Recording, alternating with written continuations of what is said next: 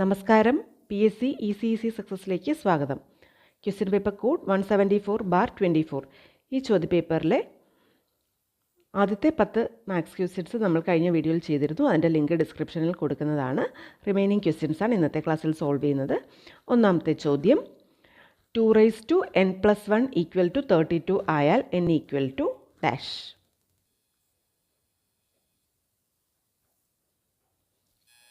2n+1 = 32. അപ്പോൾ ഇവിടെ 2n+1നെ 30 = 2ൻ്റെ പവറിലേക്ക് എഴുതാം. 2⁵ ആണ് 32. 2 × 2 5 പ്രാവശ്യം, ഇതാണ് 32. അപ്പോൾ n+1 = 5 എന്ന് എഴുതാം. കാരണം ബേസ് രണ്ടും 2 ആണല്ലോ. അതുകൊണ്ട് ഇത് രണ്ടും സെയിം ആണ്. അങ്ങനെ വരുമ്പോൾ പവറിനെ നമുക്ക് ഇക്വേറ്റ് ചെയ്യാം. n+1 = 5, n = 5 - 1 4. എന്നിൻ്റെ വാല്യൂ 4 ആണ്.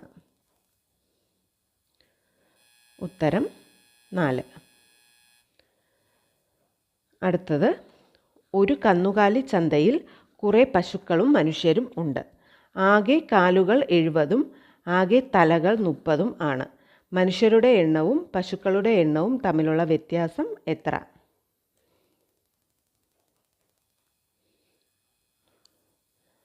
അപ്പോൾ പശുക്കളുടെ എണ്ണം സി ആണെന്ന് വിചാരിക്കുക. കൗസ് എന്നുള്ളതിൻ്റെ സി ആണെന്ന് വിചാരിക്കുക.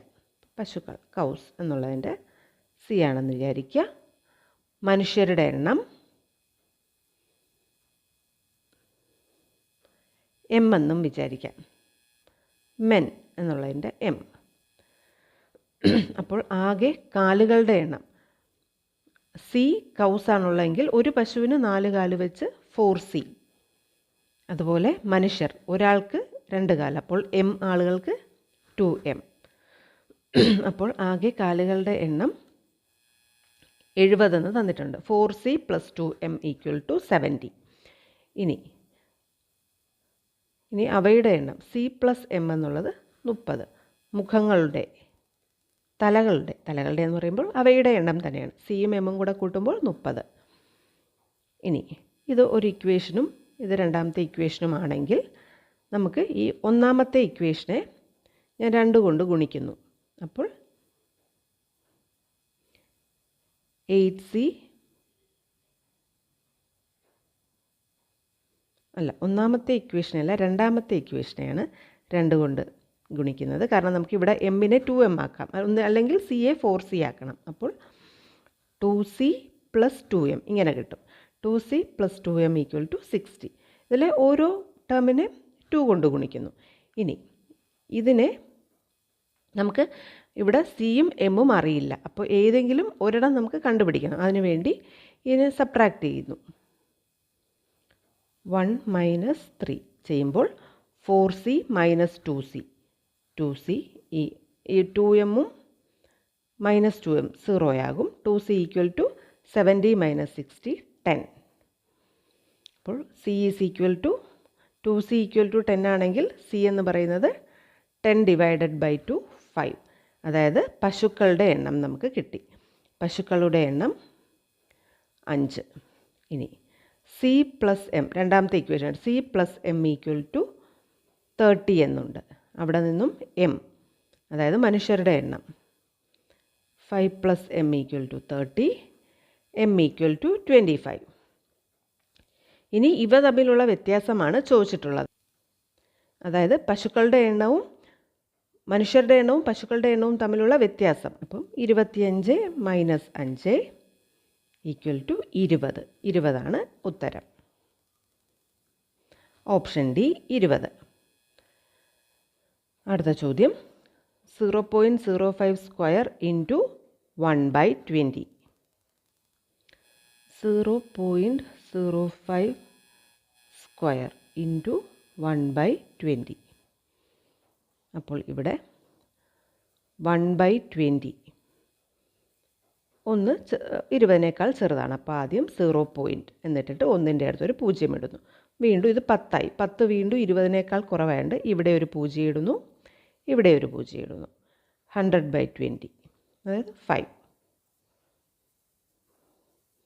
അപ്പോൾ 1/20 എന്ന് പറഞ്ഞാൽ ഡെസിമൽ ഫോമിൽ എഴുതുമ്പോൾ അത് 0.05 തന്നെയാണ്. 0.05 square into 0.05 equal to 0.05 cube.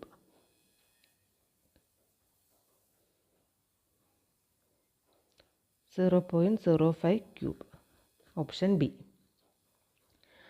അടുത്ത ചോദ്യം 1, 2, 4, 8 എന്ന സംഖ്യാശ്രേണിയുടെ അടുത്ത പദം.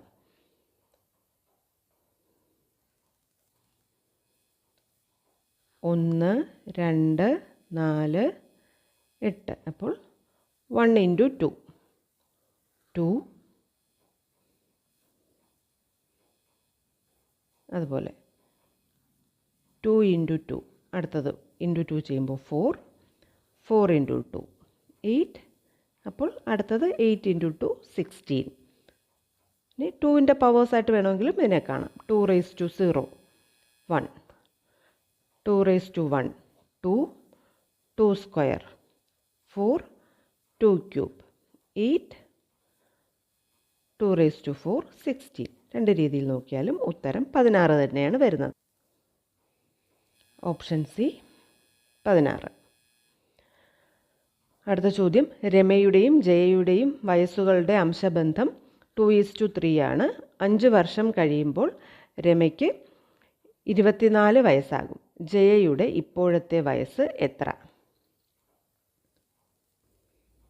അപ്പോൾ രമ, ജയ അവയുടെ വയസ്സിൻ്റെ അംശബന്ധം 2:3 ആണെങ്കിൽ 2x-ഉം 3x-ഉം ആണെന്ന് വിചാരിക്കുക. 5 വർഷം കഴിയുമ്പോൾ +5 ഇയേഴ്സ് ആകുമ്പോൾ രമയ്ക്ക് 2x + 5 ആകും വയസ്സ്. രമയുടെ വയസ്സ് 24.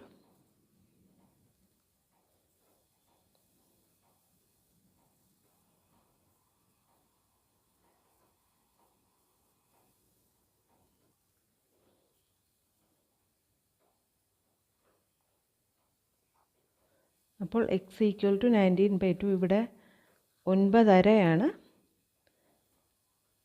x. അപ്പോൾ രമയുടെ ഇപ്പോഴത്തെ വയസ്സ് 19. ഇപ്പോഴത്തെ രമയുടെ വയസ്സാണ് 19.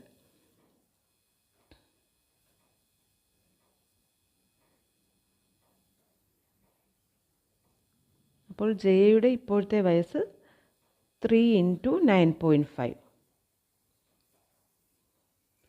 28.5 വയസ്സ് എന്നാണ് വരുന്നത്. അപ്പോൾ പക്ഷേ ഓപ്ഷനിൽ 28.5 എന്നുള്ളൊരു ഓപ്ഷൻ ഇല്ല.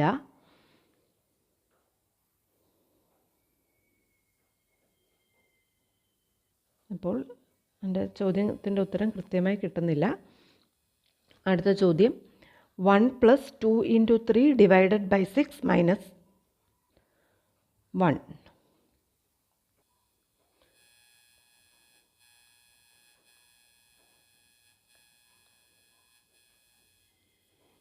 അപ്പോൾ ഇവിടെ ആദ്യം 1 + 2 × 3 ബ്രാക്കറ്റിലെ ആദ്യം ചെയ്യുന്നു. 6 / 6 - 1 ഈക്വൽ ടു, ഇനി അടുത്ത ഡിവിഷനാണ് ചെയ്യേണ്ടത്. 1 + 1 - 1 ഈക്വൽ ടു 2 - 1 1.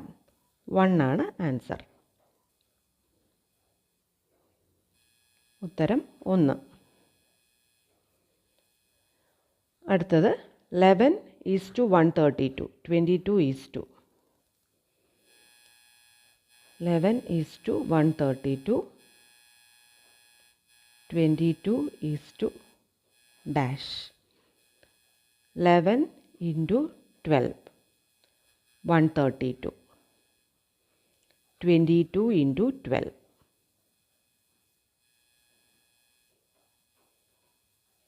44 22 264. ആൻസർ 264 ആണ് ഇവിടെ വരേണ്ടത്.